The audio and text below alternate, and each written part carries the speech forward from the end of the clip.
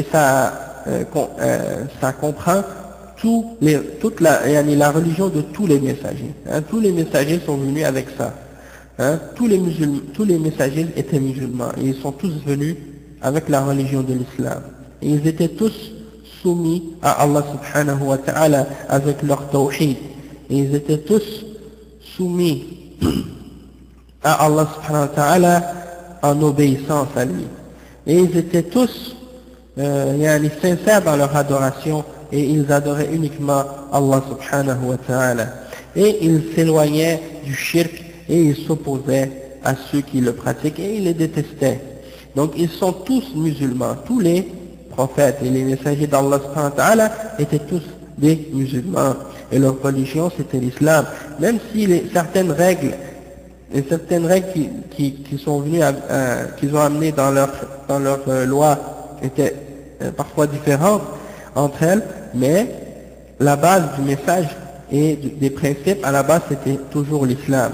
C'est-à-dire qu'il faut se soumettre à Allah subhanahu wa ta'ala dans son obéissance, selon ce qu'il a légiféré et ordonné à chaque époque. Hein? Et quand on dit à chaque époque, eh bien, quand on dit notre époque actuellement, c'est l'époque du prophète Mohammed sallallahu alayhi wa sallam, l'époque du Coran. Donc, comme certains par exemple qui pensent qu'il faut changer l'islam avec notre époque parce qu'on est au XXe siècle, il faut réformer l'islam, qu'il faut amener une nouvelle version de l'islam. Ça, c'est baatil. Parce que Allah subhanahu wa ta'ala, il a révélé le Coran et la sunna pour qu'elle soit appliquée jusqu'à la fin des temps, jusqu'au jugement dernier. Il n'y a pas une nouvelle islam qui va arriver vers la fin des temps, qui arrive et qui est, c'est-à-dire on va commencer à changer les enseignements de l'islam et rejeter ce qui est établi. Et contrairement à certains qui essaient d'interpréter le hadith du prophète sallallahu alayhi wa sallam qui dit que Allah subhanahu wa ta'ala, à la tête de chaque 100 ans, il va faire venir quelqu'un pour revivifier ou renouveler les principes de sa religion. Certains interprètent ce hadith en disant qu'ils vont venir pour parce qu'en fait c'est yujaddid ou la hadina. Et at-tajdid, eux ils l'ont compris comme signifiant qu'ils vont réinterpréter ou recomprendre ou faire une relecture, comme ils disent, des textes. Alors qu'en réalité c'est pas ça. Ils vont pas faire une relecture des textes. Qu'est-ce qu'ils vont faire? Ils vont ramener les principes de l'islam, du Coran et de la Sunna que les musulmans ont oubliés, ou bien que certains groupes ou certaines personnes parmi les mubtadi'a ont essayé de changer, ou ont essayé de déformer, et ils vont ramener le message de l'islam à sa pureté originale et à sa compréhension pure et originale au tout début. C'est ça ce que ça signifie at-tajdid, contrairement à certains qui essaient de nous donner une nouvelle version actuellement là, de l'islam, islam européen, islam américain, islam canadien. C'est ça qu'ils sont en train de faire. Ils sont en train d'essayer de nous faire un islam français, un islam américain, un islam canadien. Allah musta'an. Il n'y a qu'un seul islam. Et c'est l'islam qui a été envoyé dans le Coran et dans la Sunna, et compris selon la compréhension des Sahaba. Voilà l'islam. C'est pour ça, et c'est ça qui distingue la da'wa salafiyya de toutes les autres da'awat actuellement qui sont présentes parmi les groupes et les jama'at et les sectes et les groupes déviés comme les Ikhwan al-Muflisin et comme les jama'at al-Tabligh et comme les autres groupes politiques dans les pays musulmans. Tous ces groupes et toutes ces personnes appellent les musulmans à différentes versions et différentes formes d'égarement. Et donc c'est pour ça qu'il faut faire attention. Et donc cette da'wa salafiyya, elle se distingue de tous ces groupes-là parce qu'elle appelle et elle ramène les musulmans à la compréhension des salafs. Tandis que ces autres groupes, ils appellent les musulmans à la compréhension d'autres que les salafs qui sont venus par la suite et qui se sont déviés ou qui se sont divisés entre eux. C'est pour ça que quelqu'un n'a pas le choix d'être salafi s'il veut être un musulman qui est sur le droit chemin, parce que soit tu es sur la voie des salafs, c'est-à-dire les sahaba et les tabi'in et ceux qui les ont suivis, ou soit tu es sur une autre bid'a ou un autre manhaj qui a été inventé et fabriqué par la suite, qui n'a pas de référence ou d'origine dans les premiers siècles de l'islam, c'est-à-dire la période des sahaba. Quand le prophète sallallahu alayhi wa sallam est mort, il a laissé les sahaba unis, et il a laissé les sahaba sur une forme d'islam et une seule compréhension de l'islam. Il n'y avait pas de différents groupes, différentes sectes, différentes aqaïd, différentes croyances. Ils étaient tous sur une seule et même aqidah et une seule et même voie. Et même si, quand il y a eu des différences entre eux, les différences étaient uniquement sur des questions secondaires et jamais dans les choses fondamentales et dans les principes de base de l'islam. Et même quand il y a des différences entre eux, entre les salafs, eh bien Allah nous ordonne de retourner au Coran et à la Sunna. Allah dit وَإِن تَنَزَعْتُمْ فِي شَيْءٍ فَإِن تَنَزَعْتُمْ فِي شَيْءٍ فَرُدُّوهُ إِلَى اللَّهِ وَالرَّسُولِ إِن كُنتُمْ تُؤْمِنُونَ بِاللَّهِ وَالْيَوْمِ الْآخِرِ. Si vous avez une divergence en quoi que ce soit, ramenez-le à Allah et à son messager, si vous croyez en Allah et au jour dernier. Donc il faut le ramener au Coran et à la Sunna. C'est pas comme certains qui disent al-ikhtilaf rahma, la différence ou la divergence est une miséricorde. Ça c'est même pas un hadith. Cheikh Al-Albani, dans l'introduction de son livre de la description de la prière du prophète sallallahu alayhi wa sallam, il a expliqué que ça c'est même pas un hadith. C'est quelque chose qu'ils ont rapporté qui n'a même pas d'isnad. Et même la version qui a une isnad, elle est da'ifa, elle est faible. Et Allah subhanahu wa ta'ala, il contredit ce que ces gens-là disent en disant وَمَا يَزَالُونَ مُخْتَلِفِينَ إِلَّا مَنْ رَحِمَ رَبُّكَ. Et ils continueront à avoir des divergences et à être divisés ou à être en désaccord إِلَّا مَنْ رَحِمَ رَبُّكَ, excepté ceux pour qui Allah a eu sa miséricorde. Donc ça prouve que ceux à qui Allah a fait sa miséricorde ne sont pas en désaccord. Ils sont unis et sont d'accord entre eux. Donc eux, ils pensent que le fait qu'il y ait des différences entre les ulama et entre les madahib, etc., que ça, ce soit plus de choix. Ils ont plus de choix de choisir qu'est-ce qu'ils veulent faire parmi les différentes opinions. Non, ça ne veut pas dire ça.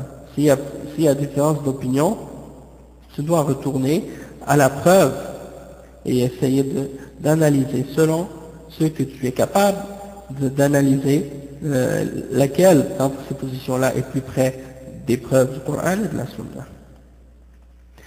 Donc tout ça c'est pour vous expliquer l'importance de bien comprendre la réalité de l'islam. Donc quand on a compris que tous les prophètes et tous les messagers sont venus avec la même religion, on comprend également que aujourd'hui l'islam c'est la seule religion qui peut être acceptée d'Allah subhanahu wa ta'ala. Le cheikh il dit فَإِنَّ الْإِسْلَامَ هُوَ الْإِنْقِيَادُ لِلَّهِ. On a expliqué ça déjà. نعم. Donc والشرائع, ok, on a expliqué ça. Après il dit وَلِهَذَا وصف الله تعالى نوحا بأنه مسلم. قال تعالى واتل عليهم نبأ نوح إذ قال لقومه يا قوم إن كان كبر عليكم مقامي وتذكيري بآيات الله فعلى الله توكلت فأجمعوا أمركم وشركاءكم ثم لا يكن أمركم عليكم غمة ثم اقضوا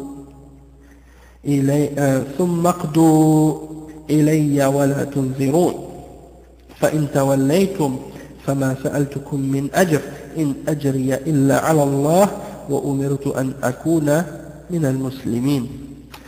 Le cheikh il mentionne une partie du verset dans Surat Yunus, le verset 71-72, et dans ce verset-là, Allah subhanahu wa ta'ala il dit et récite-leur les nouvelles de Noé lorsqu'il a dit à son peuple, ô mon peuple, si ça vous dérange le fait que je vous ai, que je me suis tenu et que je vous ai rappelé des versets d'Allah subhanahu wa ta'ala, alors sachez que c'est en lui en Allah que je mets ma confiance. Et rassemblez toutes vos affaires et vos associés en dehors d'Allah, puis yani, essayez de juger et puis n'attendez pas. C'est-à-dire essayez de vous mettre contre ce message que je vous amène et n'attendez pas. Et si vous vous détournez, alors moi sachez que je vous ne demande pas aucune récompense et aucun salaire. Mon salaire et ma récompense, c'est uniquement Allah subhanahu wa ta'ala qui va me le donner. Et moi j'ai été commandé d'être parmi les gens qui sont musulmans, muslimines, c'est-à-dire d'être parmi les musulmans. Et le cheikh il dit ay al-mustaslimina lillah al-muqadina lahu bit-ta'a, c'est-à-dire ceux qui se sont soumis à son ordre et qui sont soumis par leur obéissance à Allah subhanahu wa ta'ala. Et la même chose à propos d'Ibrahim alayhi salam. عليه الصلاة والسلام ما كان إبراهيم يهوديا ولا نصرانيا ولكن كان حنيفا مسلما وما كان من المشركين. Allah dit à propos d'Abraham, Abraham n'était ni juif ni chrétien, mais il était un hanif, un musulman hanif, un pur monothéiste. وما كان من المشركين, il ne faisait pas partie des idolâtres, des mushrikin, des gens qui font du shirk, qui adorent autre que Allah subhanahu wa ta'ala. Et là-dedans, il y a une réponse à ceux qui prétendent qu'il y a trois monothéismes, et qui prétendent qu'ils peuvent suivre n'importe quelle des trois religions, le christianisme, l'islam et le judaïsme, et que ce sont les trois religions monothéistes et que Abraham était sur cette religion-là. Et ça, c'est faux, comme Allah il dit même dans le Coran, que Abraham n'était ni juif ni chrétien, mais il était un hanif, un musulman. Il ne faisait pas partie des mouchriquins. Donc on voit clairement dans ce verset-là la réponse de cette shubha ou de cette idée de la part de certains parmi les gens d'égarement aujourd'hui. Et quand on voit aussi également qu'Abraham était avant Moïse, qu'il était avant la Torah, donc il ne pouvait pas être un juif. Et également, il était avant Jésus et avant l'Injil, donc il ne pouvait pas être un chrétien.